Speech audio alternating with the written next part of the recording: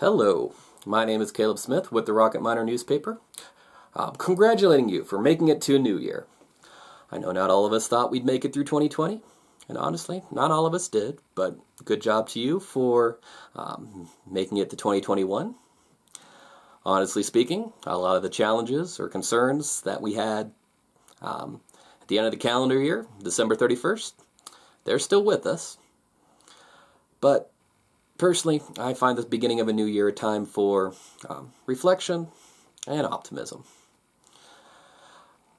And I was trying to think of what would be a good book what was one of the best books I read last year. And honestly, there's some great stuff both in the Rocket Miner and in some of the more fictional books that my taste have. A lot of good nonfiction out there too. But I'll be honest, sometimes after a long day, I'm looking for a little bit of escapism. And honestly, I can't tell you exactly what my favorite book was. My tastes constantly change. You can ask me throughout the 5 times throughout the course of a week what my favorite color is, and I'll probably give you at least 3 different answers. Right now, I'd say orange, but that might change in a little bit.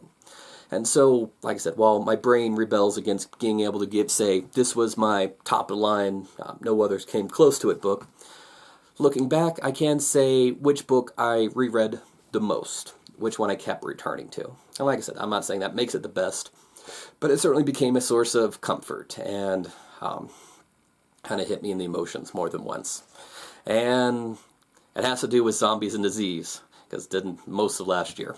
But it's DCeased, Unkillables, which is the sequel to last year's DCeased, which is part of the subgenre of the superheroes have to deal with a zombie outbreak.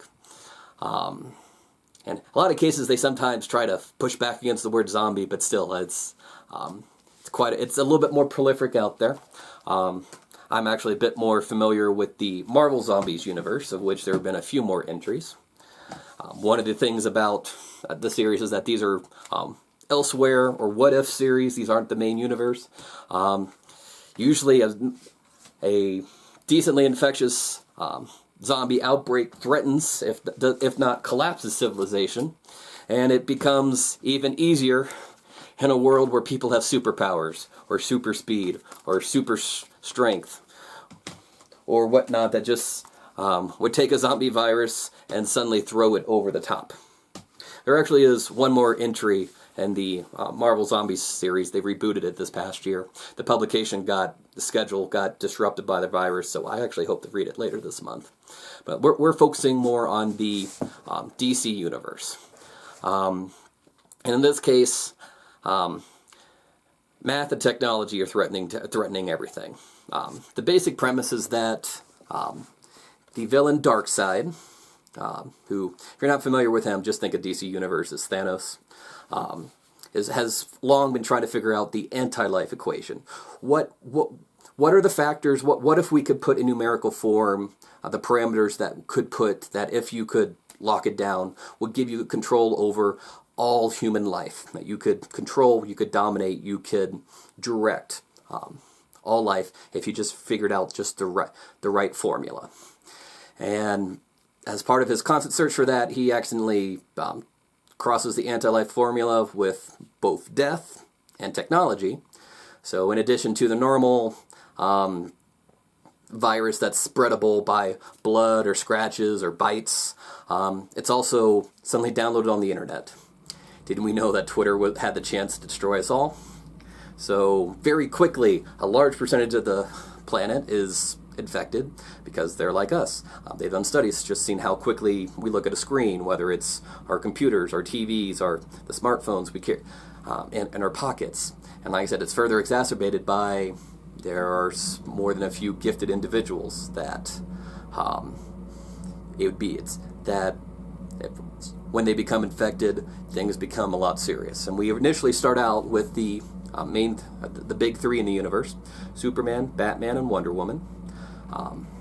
Not necessarily pick your own order, of course. Everybody's got a slightly different arrangement.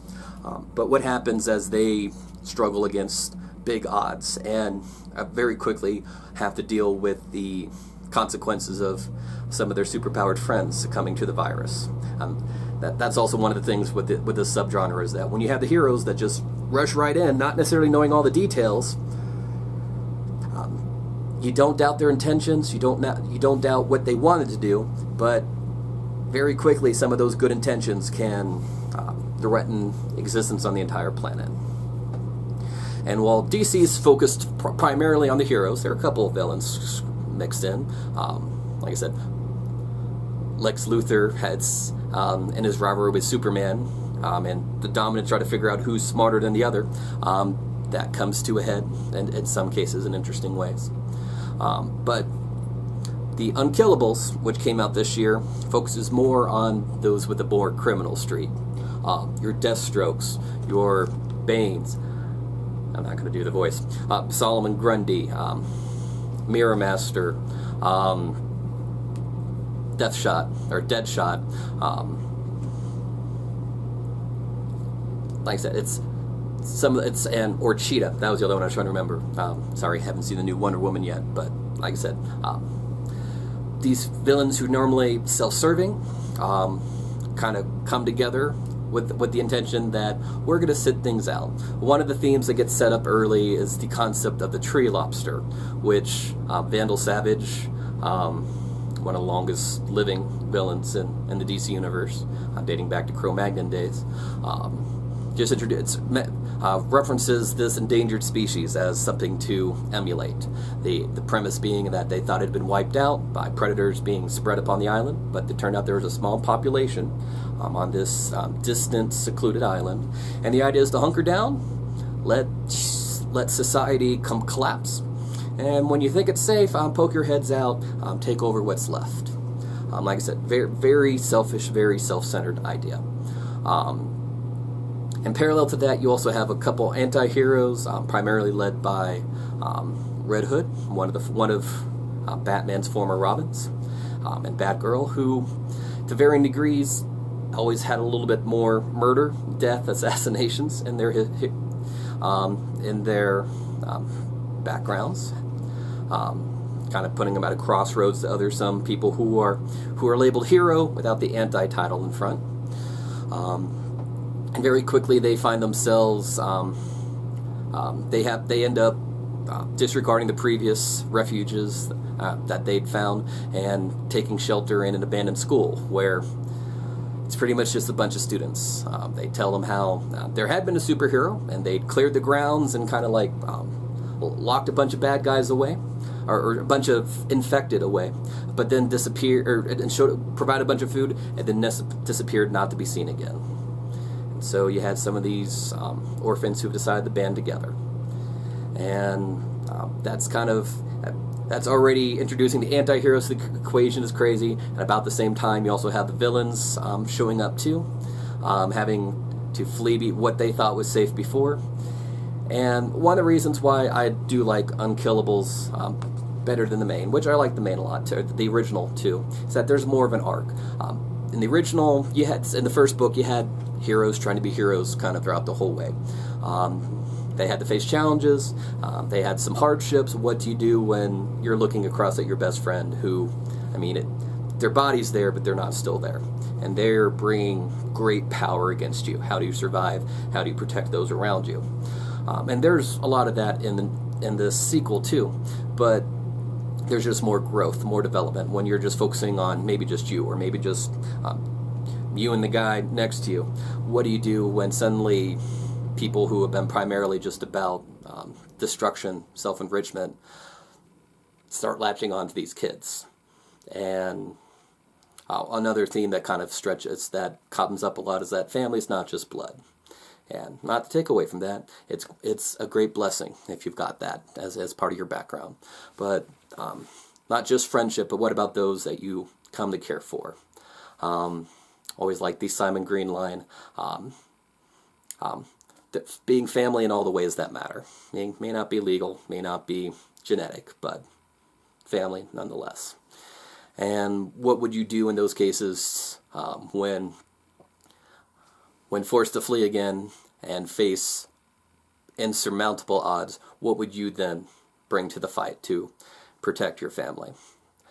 What would you do that may not be what you want, definitely may not be a situation you find yourself in, but this is what you recognize is needed to go forward, to protect those that you care for, to potentially sacrifice for the greater good, so that those you care for can go on. I don't think I need to draw too many more lines about why that book resonated a bit more this past year, and I think it will still hit the feels for a while to come. And honestly, if there was any Tree Lobster memorabilia out there, I'd probably be pretty quick to pick that up, just because that thought that's a kind of self-identifier that the kind of some of the more kookier villains settle in on. I did mention the Creeper at the beginning. He's honestly more anti-hero than villain, but he gets takes siege with the takes shelter with the bad guys anyway, and pays more than a few consequences for it, but still talks about how tree lobsters take care of one another. And I always just get a little bit emotional when we get to those parts of the books. Like I said, I've read it from cover to cover multiple times. There's also just been a lot of times where I just kind of go flip through it, and I don't think there's any time I have this sucker crap that I know it's cracked that I don't skip to the end or skip to some of the other lessons there. And I will note that it continued the theme in DCeased that there's a very high body count. There's a lot of big names that you know that you may or may not guess whether or not they'd make it out. But it's people play for keeps. And sometimes there are losses. And unlike a lot of other superhero stuff, you don't necessarily get resurrected at the end of the day. There have been additional sequels to that. Not some of them are still coming out. Be looking at later this year for what is expected to be concluding the what right now appears to be a trilogy in the DCeased universe. Though, Lord knows, comic book companies, like if they if people seem interested and there seems to be a market for it, people certainly. I mean, look with all of these. And these aren't even all of them. They're because it crossed over with the Marvel Apes universe, which we won't even talk about today. What if all your favorite card were orangutans or simians or monkeys? Anyway, that's all to say that, like I said, check out the DC series if you both like your superheroes and you like to have a little bit of zombies, supernatural, a little bit of horror mixed in with your capes and powers. And if you want some messages too about this is to help give you some resolve to this is what we're going to do to take care of those that we care for. This is what we're going to do for our collective unit, our tribe, our family. This is Caleb Smith with the Rocket Miner newspaper, wishing you a good day and a safe tomorrow. And it is a little bit late, but Happy New Year. Bye.